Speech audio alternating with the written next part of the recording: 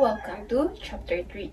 So before we start our report, I would like you to guess what is in the picture. If you will notice what's in the picture, you can answer what is our report or what is our topic is all about. So I'll give you 3 seconds. 3 seconds. 5 seconds. 5, 4, 3, 2, 1. Okay, that's right. So, our topic is all about market integration. The economy is a major part of society that affects how we live.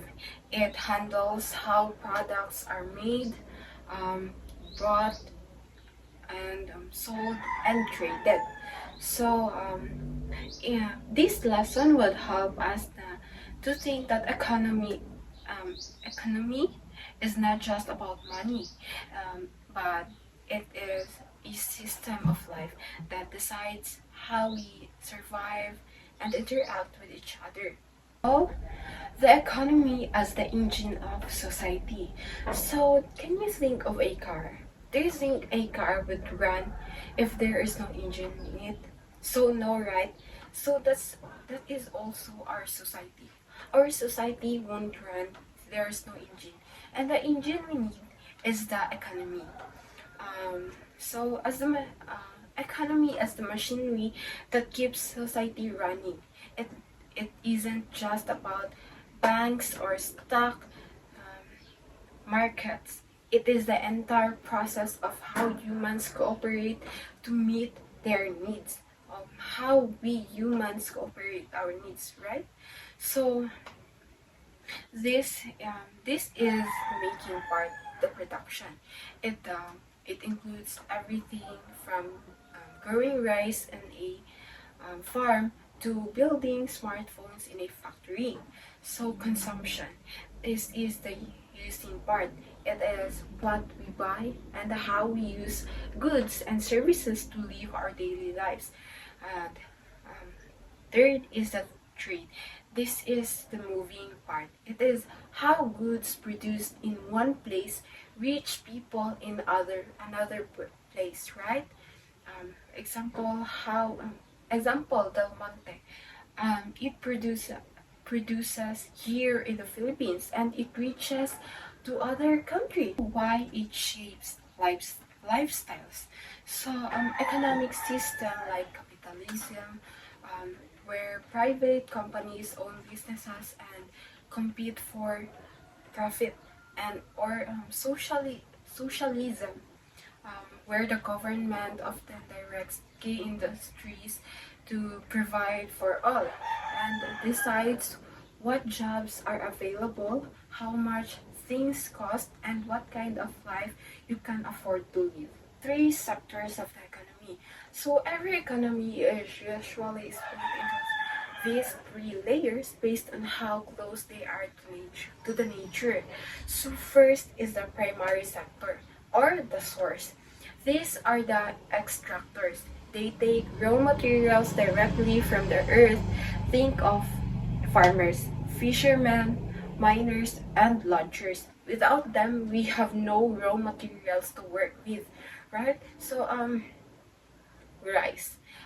Do you think we will be able to eat rice if there's no farmers? So no, because farmers are the one who extract raw materials. Secondary sector or the makers. These are the transformers. They take those raw materials and turn them into finished products. So think of a car factory turning steel into a vehicle, and a bakery turning flour into a bread, or sugar cane turning it into a sugar. So, lastly, the tertiary sectors or the helpers. These are the service providers. They don't make physical things, they provide expertise, time, and assistance. This includes doctors, teachers, bankers, lawyers, and store clerks. As countries develop, they often move from being they move from being mostly in the primary sector to having a very large tertiary sector. National Financial Institutions, or IFIS. In the past, countries were like islands. They mostly grew and made what they needed for themselves. So globalization changed this by connecting those islands into a massive network. So why does this analogy matters? So when we say when the American economy sneezes, the rest of the world catches a cold. So it is about interdependence because the US is a massive buyer of goods and a huge source of investment money. A crash there stops the flow of money and other countries to the other countries. Businesses worldwide stop selling, investors panic, and the cold spreads rapidly. A very strong economy like the US, the China, or the EU acts like a heavy weight on the balance scale. If it shifts, everything else moves. However, when a smaller economy like Argentina has a crisis, it is like a small stone dropped in large lake. It ripples are felt, but they don't drown the whole lake.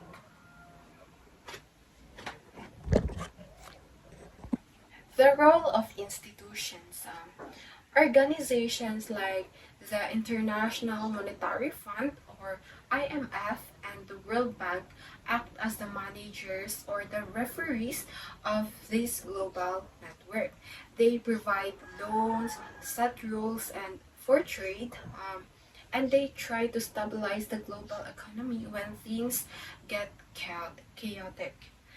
They ensure that even though countries are independent, um, they stay linked through trade and shared financial rules. The Bretton Woods system was created in 1944 after World War II in Bretton Woods, New Hampshire. Its main goal was to make the world economy more stable and to prevent another economic crisis like the Great Depression. Basically, countries agreed on common rules for money, exchange rates, and international trade. 5 key elements. The first is the currency and gold standard. At that time, the value of many currencies was connected to gold. This gave currencies a more stable and trusted value because gold was used as a basis for determining their worth. Second is fixed exchange rates. Countries agreed to keep the value of their currencies relatively stable compared to other currencies.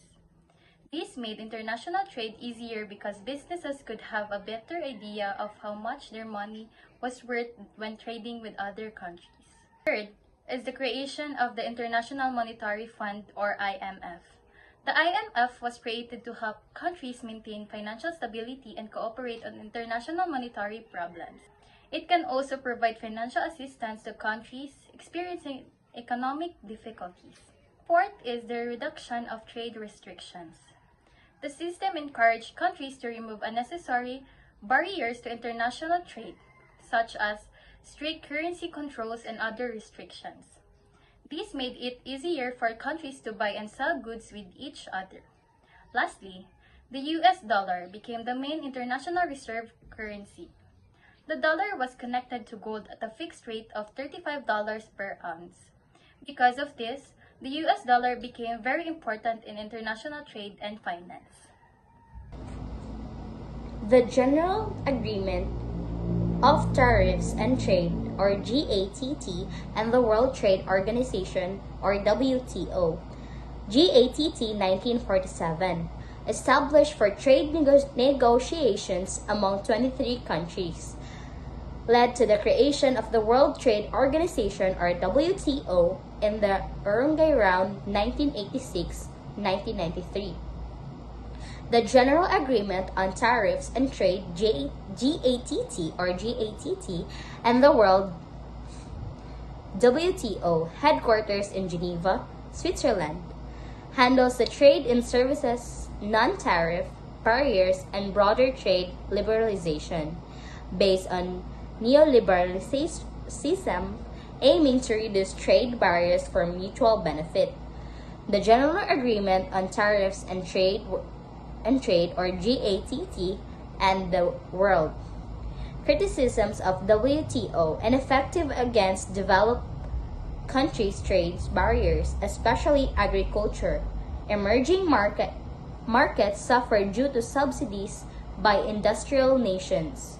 Decision making dominated by larger powers, including smaller nations, excludes INGOs, leading to protest and demonstration. GATT was created in 1947 to reduce trade barriers and encourage countries to trade more freely. It provided rules and placed for countries to negotiate trade agreements. Later, after several rounds of negotiation, the WTO was established in 1995 to expand these rules and cover not only goods but also services and other trade-related areas. The main goal of the WTO to make international trade more open, organized, and beneficial for countries. However, it also received criticism because developed countries can still protect their industries, especially through subsidies. These subsidies can make it harder for businesses and for farmers developing countries to compete larger and more powerful countries. May also have greater influence in decision making because of this issue. Global trade can create opportunities, but its benefits are not always equally shared among countries. Hi everyone, I am Alexari B. Halampangan. Today, I will discuss the International Monetary Fund and the World Bank. So the International Monetary Fund, or IMF, and the World Bank were established in 1944 during the Bretton Woods Conference in the United States near the end of World War II. They were created to help countries recover from economic problems caused by the war and to promote economic stability, development, and cooperation to promote countries. The IMF, or the International Monetary Fund, began its operation in 1945, while the World Bank began its operation in 1946. Today, most countries are members of this organization. However, richer countries generally have more influence because that financial contribution gives them greater in voting power.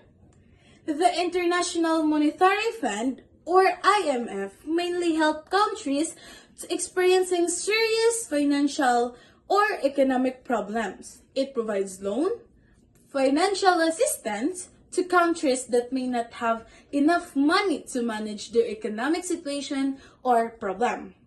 The IMF called a lender of last resort because countries usually turn it when they have difficulty getting financial support from the other sources. The World Bank has a different main purpose. Instead of responding to financial crises, it focuses only in long-term development and poverty reduction. So, the International Monetary Fund, or the IMF, it only focuses in short term. So, okay, let's back to World Bank. So, it provides loans and funding for projects that can improve people quality of life. This project may include school, healthcare, roads, water system, infrastructure, and the other development program, especially in developing countries. However, the IMF and the World Bank are also criticized. Some people argue that they sometimes lead money to the governments that are corrupt or poorly managed, meaning the money may not be benefits the people who needs it the most. Okay. Okay. Another criticism is the use of austerity measure which may require government to reduce spending or cut certain programs to improve their finances. Okay. Critics argue that these policies can sometimes reduce public service and make life more difficult for ordinary citizens. Okay, so that's my part, and that's all. And I hope you learn about International Monetary Fund and the World Bank. So thank you, everyone, and have a good day. Good day, everyone. Today I will be discussing three important international organizations, the OECD, OPEC, and EU. I will explain what they are, what they do, and give examples so we can understand them easily. OECD means the Organization for Economic. OECD is like a group or club of developed and wealthy countries. They work together to improve their economies and help each other to make better policies. Example, if countries want to improve education, job, or the economy, they can share ideas and experiences through the OECD. Second, OPEC. OPEC means Organization of the Petroleum Exporting Countries. OPEC is a group of countries that produce a lot of oil. They work together to manage how much oil is produced, which can affect oil prices around the world. Example, if OPEC countries reduce oil production, oil can become more expensive, which can also make gasoline more expensive. Third, EU. EU means European Union. The European Union is a group of European countries that work together. They cooperate in trade, travel, business, and other areas. Many EU countries use the euro as a currency, but not all of them do. Example, because EU countries cooperate, people and businesses can trade more easily with other EU countries. Easy to remember, OECD equal economic cooperation, and OPEC, oil cooperation. EU is European cooperation.